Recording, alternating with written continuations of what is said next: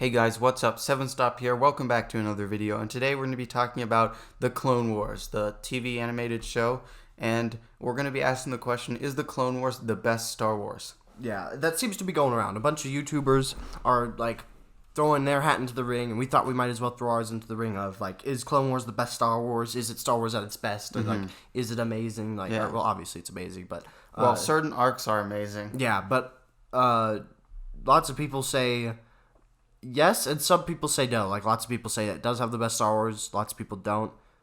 But our opinion is that it... not the best Star Wars.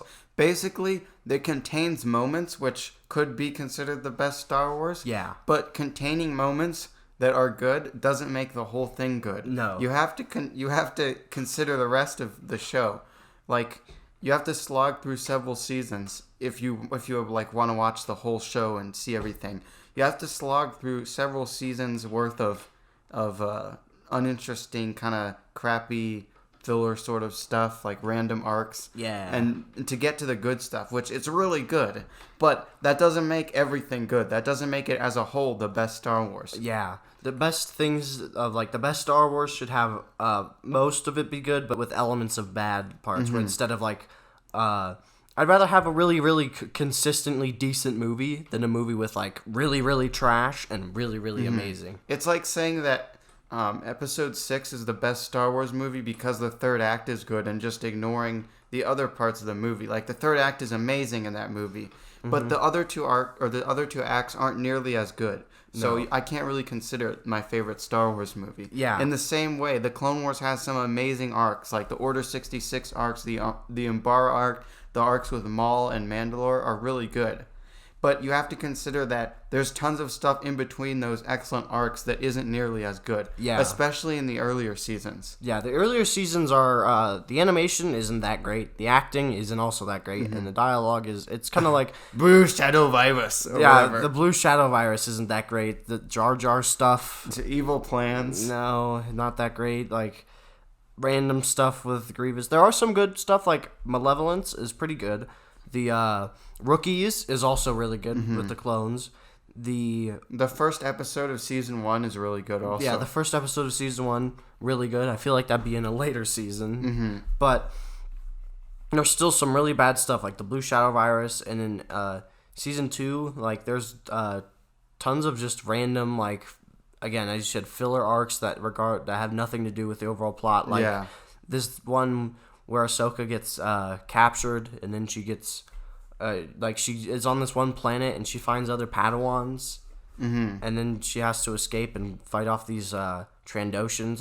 I don't like that arc at all. Yeah, the good thing is though, in the later seasons, as the seasons progress, there's less and less of that uninteresting stuff. Yeah, and more good arcs. Season 6 and season 7. I don't know. There's a arc in season 7 that kind of dips so far. Season 7 isn't completed. There's one episode left. But the last arc of season 7 is really good. And the first arc was also pretty good. The one in the middle was fine.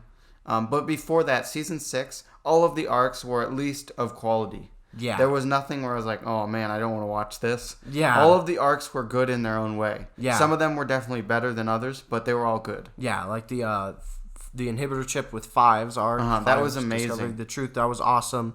The Clovis arc, even though it isn't amazing, it still has some really good stuff with Anakin and Clovis. They're rivalry. Yeah. And then obviously the end. And I really liked how the Emperor or Palpatine, the Chancellor, was kind of playing both sides to take control of the bank and gain as much power as possible. I thought that was neat. Yeah.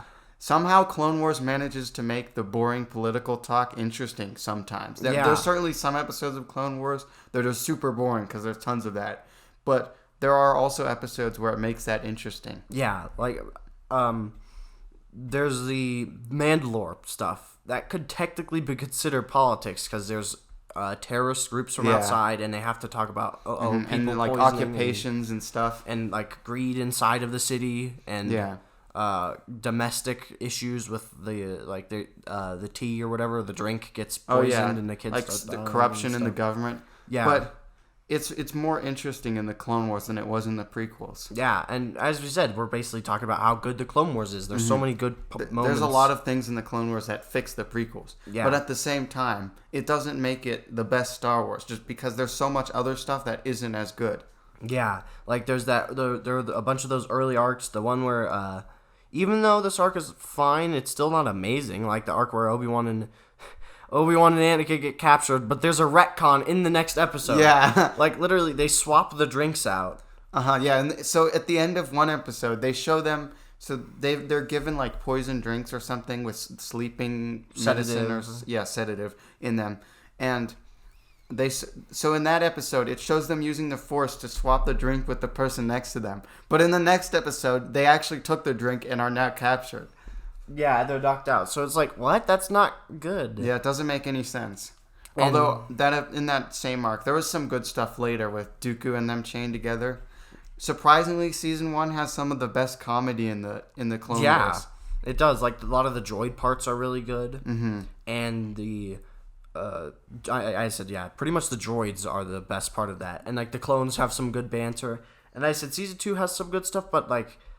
There's some really bad parts where C-3PO and R2-D2 have to go get these plants, and then literally it has the like tonal whiplash. Like literally R2-D2 will be getting a spa treatment, and it'll cut to Cad Bane brooding, torturing, quote unquote, torturing C-3PO and like getting information from him. It's just uninteresting. It's like and boring. Funny comedy and then just torture. Yeah, it's not good. And there's I think in funny season in quotations. Yeah, I think in season 4 before Umbara. There's this arc where C-3PO and R2-D2 go from, like, these planet to planet, and they just kind of walk around, and it's uninteresting and boring. And then I said season 1 has a bunch of just arcs that aren't that great. Season 2, pretty much the same. Season 3 is pretty much where it starts to pick up. Yeah. And then season 4, in my opinion, is the best one because it has Umbara. It has I forget that one arc at the end. Oh, it has the part where Obi-Wan goes undercover as a bounty hunter. Oh yeah, that arc was amazing. I always forget about that. I love that arc. Mm-hmm. But it's really, really good. But still, as we pretty much stated earlier, just because it has some of the best Star Wars doesn't make it amazing. Yeah. It even has our favorite lightsaber fight, probably. Yeah, it even has our favorite lightsaber fight, but that doesn't mean that it's our favorite Star Wars media. Because you have to consider all of the other parts of it. Yeah, I can't just blindly say, oh, it's the best Star Wars just because it has a bunch of stuff I like. Like, we made a video about Rogue One a while back, and in that video we talked about how we really like Act 2 and 3, and we love Act 2 and 3 of Rogue One, but the first act isn't that great, and so it really drags the movie down. If it were just Act 2 and 3, it would probably be our favorite Star Wars movie, but those two acts being amazing doesn't justify it being the best Star Wars movie because the first act still isn't great. Yeah. That's why Empire Strikes Back and Episode 4 are the best ones in our opinion. Because they're consistently good throughout the whole movie. Well, guys, that's it for our brief thoughts on the Clone Wars. I hope you enjoyed. Please subscribe if you want to see more content like this.